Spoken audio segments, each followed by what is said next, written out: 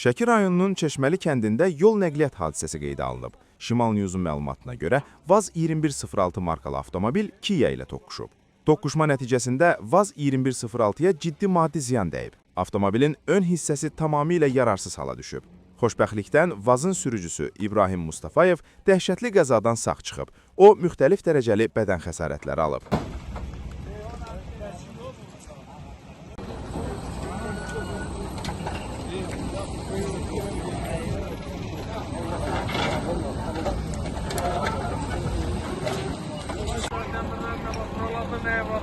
Yok, telefon zaten bende maşında yok.